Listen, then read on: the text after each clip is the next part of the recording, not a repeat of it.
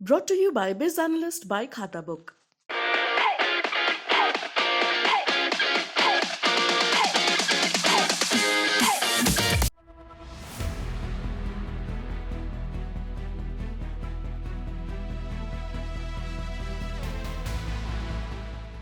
सेना प्रमुख general MM Naravane की तरफ से बड़ा बयान सामने आया है। एक किताब के विमोचन के अवसर पर सेना प्रमुख ने जोर देकर कहा कि सशस्त्र बलों पर खर्च किया गया पैसा कभी भी अर्थव्यवस्था पर बोझ नहीं हो सकता है। वो एक निवेश है जिसका देश को समय आने पर पूरा रिटर्न मिलता है। नरवणे ने कहा कि किसी भी देश को अगर विकास करना है तो शांतिपूर्ण और स्थिर वातावरण की जरूरत है। ये तभी संभव है जब आपके देश के सशस्त्र बल मजबूत हों, जब आपके बॉर्डर सुरक्षित रहें। ऐसे में जब भी सशस्त्र बलों पर किए गए खर्च की बात की जाती है तो इसे हमेशा एक निवेश की तरह देखना चाहिए। ये एक ऐसा निवेश है जिससे आपको बाद में पूरा रिटर्न मिलेगा। इसे कभी भी अर्थव्यवस्था पर एक बोझ की तरह नहीं देखना चाहिए। सेना प्रमुख द्वारा राष्ट्रीय रक्षा विश्वविद्यालय में 1971 के युद्ध के 50 साल दिग्गजों के अनुभव किताब के विमोचन के दौरान ये बड़ा बयान दिया गया। अभी क्योंकि रूस और यूक्रेन के बीच में युद्ध जारी है और श्रीलंका जैसे देश आर्थिक संकट से जूझ हैं। ऐसे में नरवणे ने मजबूत सशस्त्र बल की पैरवी की है। उनके मुताबिक जब भी किसी देश पर कोई संकट आता है तो सबसे पहले उसका असर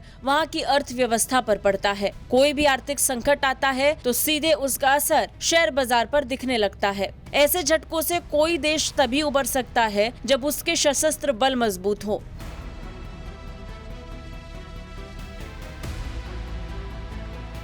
वैसे कार्यक्रम के दौरान सेना प्रमुख ने सशस्त्र बलों की अहमियत तो बताई ही, इसके अलावा आम नागरिक की जिम्मेदारियों पर भी जोर दिया।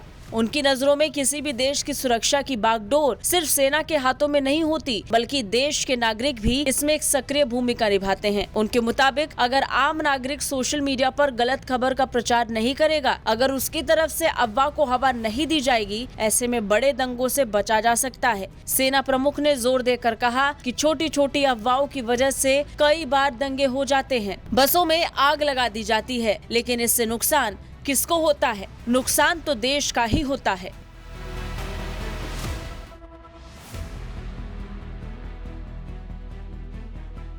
इन सब के अलावा जनरल नरवणे ने इस बात पर खुशी जाहिर की कि अब सेना में महिलाओं की भागीदारी पहले की तुलना में काफी ज्यादा बढ़ गई है। अब उन्हें मिलिट्री पुलिस में भी शामिल किया जा रहा है। उनके मुताबिक विमानन शाखा में भी महिलाओं को समान अवसर दिया जा रहा है। ब्यूरो रिपोर्ट, भारत तक।